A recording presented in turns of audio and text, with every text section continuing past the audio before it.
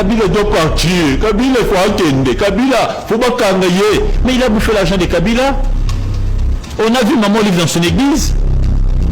Quand 15 ans, nous avions vu aux côtés de Kabila. Tous ces pasteurs qui se réunissent, soi-disant des grands pasteurs, ils ont fait pareil pour Kabila, M. Félix Tshisekedi. Ne vous trompez pas. Ils ont chanté, ils ont prié pour Kabila. Il y a même une vidéo qui est virale. Mais aujourd'hui, Kabila est devenu diable. Pourquoi? Parce que Kabila n'a plus rien à donner. Aujourd'hui, c'est Tshisekedi qui donne. La mission de ces pasteurs, c'était de se réunir pour prendre position publique contre un camp pour un autre, où la mission des hommes de Dieu, c'est de se réunir devant la face de Dieu, implorer la miséricorde de Dieu pour nous emballer avec sa bango. Quelle est la vision ou quelle est la direction que le pays doit prendre?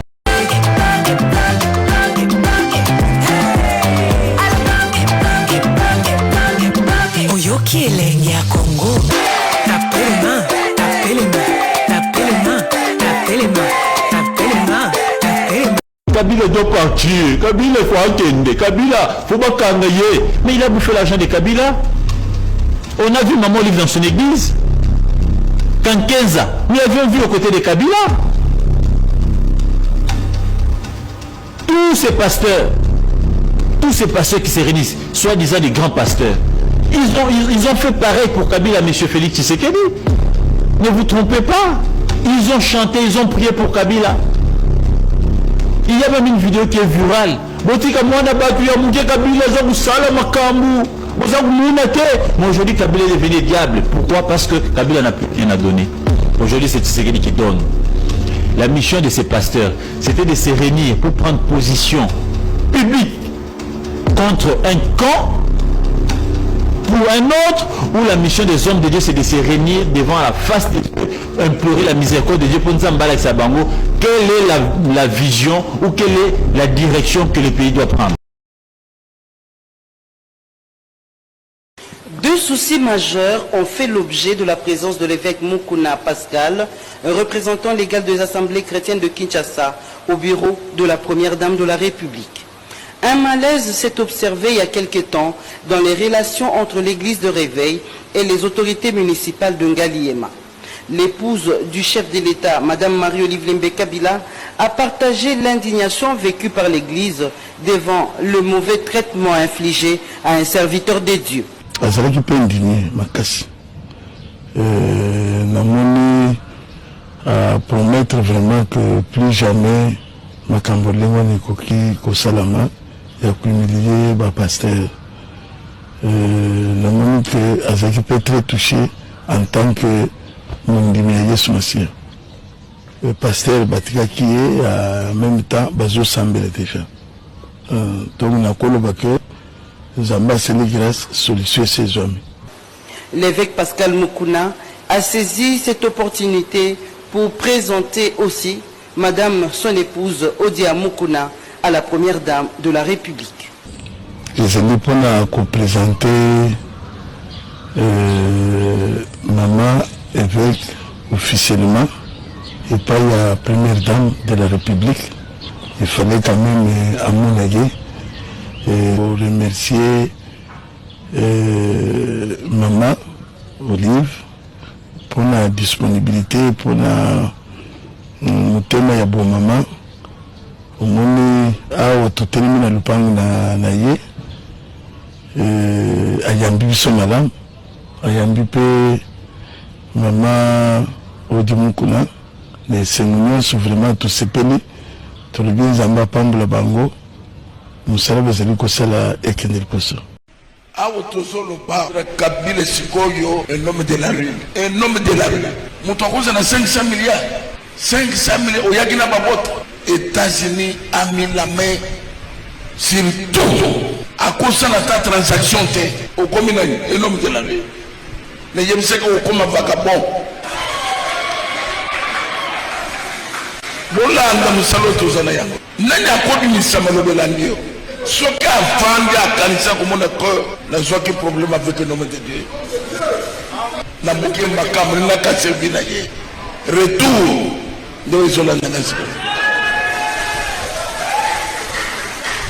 jusqu'à ce que akoya kokoto na boloko ya makalo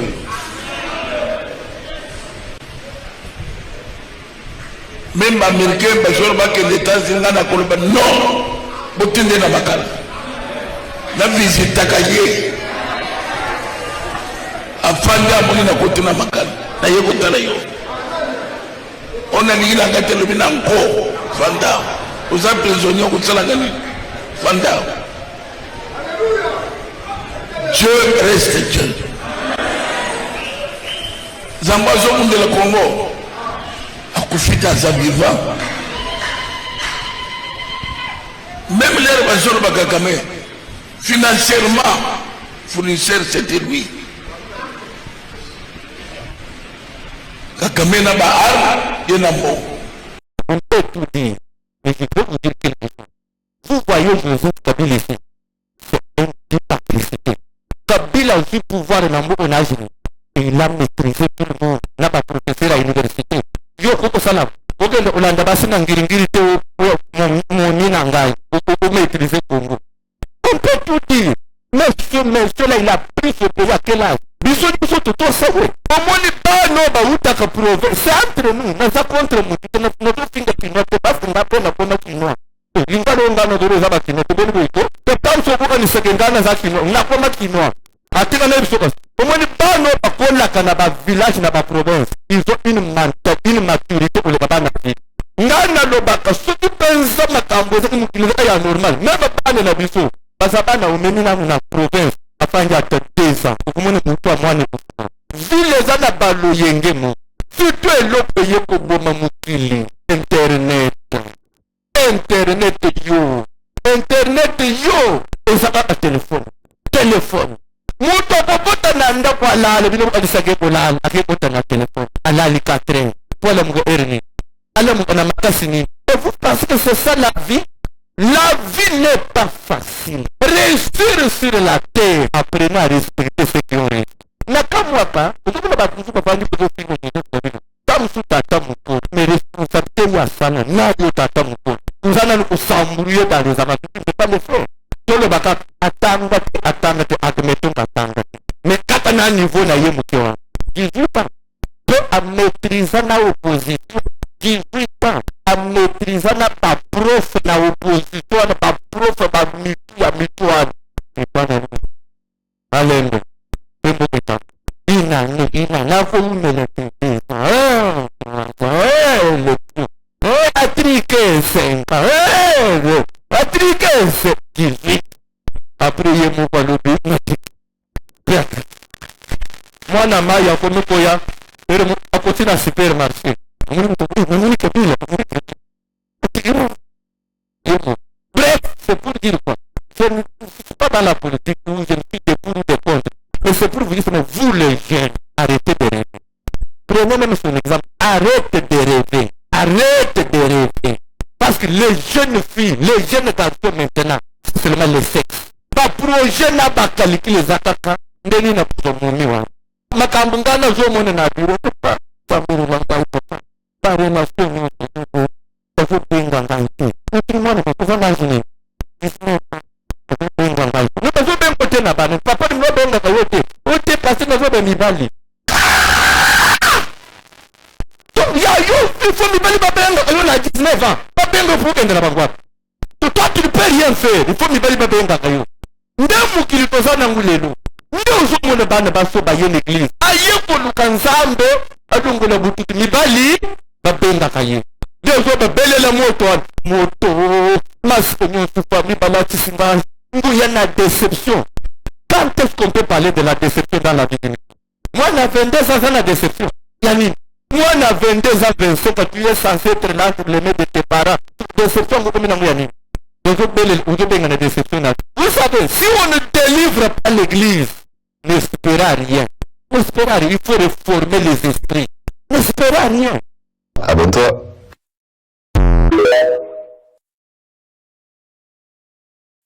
Les seuls grands souhaits que nous avons pour notre pays, c'est la paix, rien que la paix, à tout prix. Merci, je vous Dieu vous bénisse tous et que Dieu nous précède dans tous les vœux qui animent le cœur et qu'il accomplisse ce dont nous avons besoin. Il y aura les gens qui vont consulter par rapport à la recherche on a menaki contre Joseph Kabila, ça fait déjà 3 ans. La recherche? Oui. Nasengi na ba Congolais nyos. Bazwa photo ya Mama Sifa. Bazwa photo ya Joseph Kabila. Bazwa photo ya Laurent Désiré Kabila. Pardon. Pardon. Pardon John Kabamba, Kobebisate. Wana nasenga na ba Congolais. Bazwa photo ya Mama Sifa. Bazwa photo ya Joseph Kabila. Bazwa photo ya Laurent Désiré Kabila. Bazwa photo ya Ibrahim Kabila. Bazwa photo ya Paul Kagame. Bazwa bazolo ya batuana. Ba compare yango. Bazolo ka ya batuana. Bazwa bazolo ya batuana. Okomona ke Joseph Kabila azali mona ya Paul Kagame.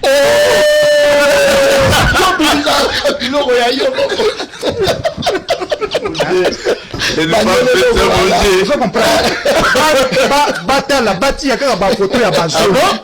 Bazwa kaka bazolo. Exercice mikolo. Bazwa kaka bazolo ya batonga na tangi. Ya Mama Sifa. Ya Laurent Désiré Kabila. Ya Joseph Kabila. Ya Ibrahim Kabila. Ya Paul Kagame. Batie bazolo na bango. Ba comparer yango ba komona ke Joseph Kabila azali mona ya Paul Kagame. Mona ya Paul Kagame. Ouvrir yango wapi? Tango Laurent Désiré Kabila azalaki na posa aya obenga na Mobutu. Nde Paul Kagame azui mwana na ye. Apesi muze. Alobi yo kosala kaka 5 ans mutako remplacer Joseph Kabila.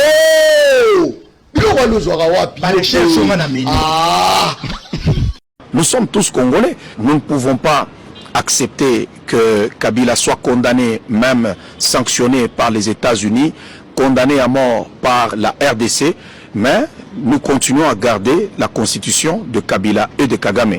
Tshisekedi n'est pas là pour quitter maintenant. Ça, il faut que les gens comprennent cela. C'est son temps. C'est Dieu qui donne le pouvoir et Dieu a décidé de lui donner le pouvoir. Ici, je parle comme un homme spirituel. La constitution sera changée, Tshisekedi sera président et en oh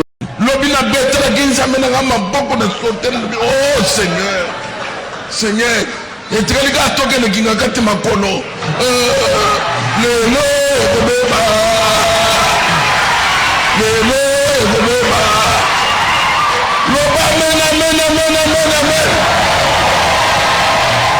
déjà entendu Moukouna lire la Bible. Vous l'avez déjà vu? Il va lire dans quelle langue? Il ne lit pas. Lui, on lit pour lui, il interprète. Moukouna ne connaît ni lire ni écrire. Mais vous me dites, il va changer la constitution comment? D'abord, la Bible qu'il prétend connaître, il ne connaît ni lire ni interpréter. Comment il arrive à identifier les articles qu'il faut réviser de la constitution? C'est pas courage. Donc, Bible est censé ni kotanga ni kokoma. Ba article la constitution yoke koyebo il faut réviser ndenge nini ndeko na ngai. Ah mukuna. Tala. Yazaka beta biloko. Donc bazotanga yaza beta biloko. Non en soi ya yini kotanga te.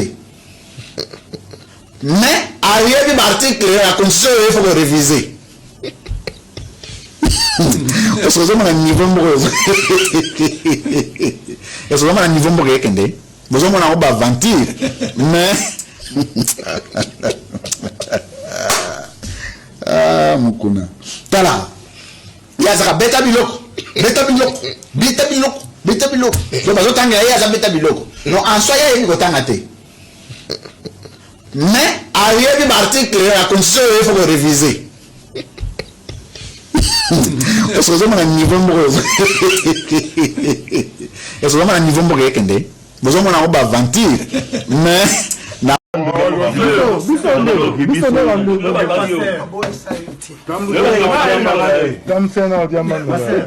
Papa, on combien de boni? Et l'on est mimi. Expliquez Bisso, please. Et là, on est mieux. Papa, c'est qu'on habite. Oh, que rien, ça m'a dit. T'es fort là-bas. C'est qu'on habite. Ça m'a dit. Après, ça, c'est la candidature. Papa, moi, ça y est, je suis dans l'église. Pour la nuit, on doit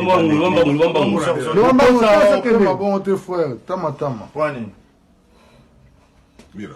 Allô, Binoni.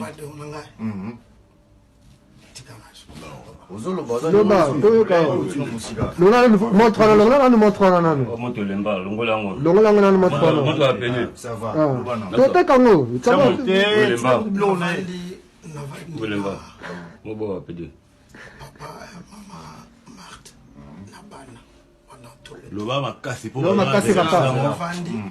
Na maman Marthe. Maman Marthe. Na bana pendant tout ce temps. Akoma mosi na pas depuis 7 ans. Na ba ko mbosi na. Et logo na sali ya bozoba o na za ko reconnaître. Na sala ki el mo ko toucher bana. Yo. Na misapi. Vous voyez. Et logo na se reconnaître. Mais o na diverger bana na diverger. O toucher bona nini? Nani. Avec mes doigts. O cha bona na manini na. Ça doit o tombola misapi o ya ko yesu. Na miso maman na bango. L'absence de maman là-bas. C'est là. On est au formateur, il faut quand même argument, motivation à tata ou qu'on a changé la constitution. Pourquoi toujours il y a changement de la constitution? Ce que t'aimes la constitution, la question de ton compte à la carte. On ne jamais superficiel en Moka. Donc les Bangas, tous les 9 pays frontaliers, superficiel en Moka, la mission de l'Imobilier. Moi, il faut qu'on ait beau. En tout cas, d'abord, argument de base, la motivation de base, les amis, il y a changement de la constitution tout simplement parce que la carte de la constitution Congo, superficiellement, va déterminer la montée dans le nombre de kilomètres carrés. Non, il y a il faut changer la constitution pour tchakaga et nous voir la carte. En tout cas, par exemple, dans la constitution généralement, ils évitent il y a parce que ça a un piège donc on déterminer le nombre de superficie exact dans la constitution va éviter tout simplement parce qu'avec la nouvelle technologie les mesures peuvent être récalculées, les frontières peuvent être ajustées et cela va nécessiter le changement de la constitution, c'est-à-dire comprenez que à chaque fois mesure est récalculée, à chaque fois frontière est ajustée, pour changer la constitution, c'est pour ça qu'ils évitent. La place, un nombre de kilomètres carrés à la superficie, il y a la constitution, il y a 3 choses au yoga. Il y a l'intégrité territoriale, il y a les frontières du pays, il y a l'indivisibilité du territoire. La constitution, la mission, l'article 1, on coûte 3 choses dans le et la constitution, la mission. Donc, pour nous, ce admettons ce nombre exact de la superficie de la mission, tiens, on a la constitution, mais comme on l'a vu, mais échanger maintenant. Papa.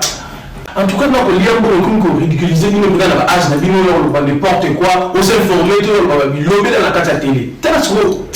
Ah, on a beaucoup à Congo. De changer la constitution parce que la carte de la constitution, il y a un article tout Congolais a le droit de jouir des richesses nationales et l'État a le devoir de les redistribuer équitablement et de garantir les droits au développement. Sauf qu'il y a un article là, ça a quitté la constitution. Il y a un article là, on va changer la constitution parce que l'article là, il faut que on a carte. Parce que les fidèles vont l'église vont offrande, vont souffrir. Article 1 de la Constitution, ils ont garantir le droit au développement à Bango. Mais article 1, ils ont garanti, on ne donne jamais la chair. On défend l'article 1, non, pas fidèle, on va souffrir, on va venir, la richesse, mais on va vivre une vie paradoxale. Ce que ça veut dire la chair, on ne jamais pour défendre l'article 1, on a bien fidèle. Peut-être on a bien posé à la millier, posé à la note. Bon, on va fidèle, nous allons souffrir. Combien de fidèles nous basana misala bali a bien ti bana vini de musuku ba kufa ba tera mo na tama pa mo liko ko sa ba wana te car le monde tama mi to bunga. Mais par contre l'article de la constitution actuelle et sur le tout congolais ba fidèles na yo ils ont le droit de jouir des richesses nationales et l'État a le devoir de les redistribuer équitablement et de garantir les droits au développement. Il y a ma fidèle là. Mon colonie de téléméla, au lobby là, concernant la mission pour matérialiser l'article là. Donc, il faut me dire non. Non. Oui, mon akanda, batato na été sur ma zama, et tout ma zama, hein? Ma fidèle va souffrir, mon couleur. Va souffrir, bazar l'électricité, bazar l'insécurité. Vous voyez que Kagame se moque de nous, je vous l'avais dit. Il se moque de nous. Maintenant, il faut qu'il y ait quelqu'un qui se lève pour l'arrêter, et moi, je suis ce quelqu'un-là. C'est pour ça que je dis. Je le redis ici. C'est pas une blague. Cette histoire-là, comment on a enlevé les os? Voilà. Ce qui m'a dit que bazui localité Moko, to babeti lisasi congolais Moko Koufi. Moko, pas deux, Moko. Je réunis les deux chambres du Parlement en congrès. Je dis, Bopé sans autorisation, parce que c'est la Constitution qui le dit, je commence la guerre contre le Rwanda. Je vous le dis ici, mot de retenir en haut. Si ça se fait demain, il faut ça les malobis. Donc si ils osent faire ça demain, mercredi, pendant que les Congolais seront en train d'aller voter, la Chambre sera réunie en congrès. Les deux chambres seront réunies en congrès pour me donner cette autorisation. Et jeudi, je fais feu. Monsieur le Président, je suis en train de vous dire que nous avons les capacités aujourd'hui. Les Congolais, n'ayez peur de rien. Nous avons aujourd'hui les capacités de mettre cet individu hors d'état de nuire. Ça, c'est pour la situation de l'Est. Vous vous rappelez qu'en 2023, c'était au moment de la campagne électorale, je crois que c'était le dernier jour de la campagne électorale, j'avais parlé d'escarmouches. Et aujourd'hui, je voudrais vraiment profiter de cette occasion pour m'excuser devant le peuple congolais, pas parce que je n'avais pas envie, que je me suis dégonflé, comme on dit, mais simplement parce que j'avais reçu de fausses informations concernant notre armée. Et si aujourd'hui, d'ailleurs, vous voyez toutes ces sanctions, ces interpellations qui sont prises, c'est l'une des conséquences. C'est-à-dire qu'il y avait une réalité qui nous avait été cachée dans cette armée. On ne va pas à la guerre avec une armée qui est totalement désorientée, décomposée, désorganisée. J'ai dit il y a quelques mois ici, en parlant de l'état dans lequel j'avais trouvé notre armée, en disant que nos militaires étaient vraiment à l'état de clochard. Il y a une certaine opinion qui s'en était offusquée, mais ce n'était pas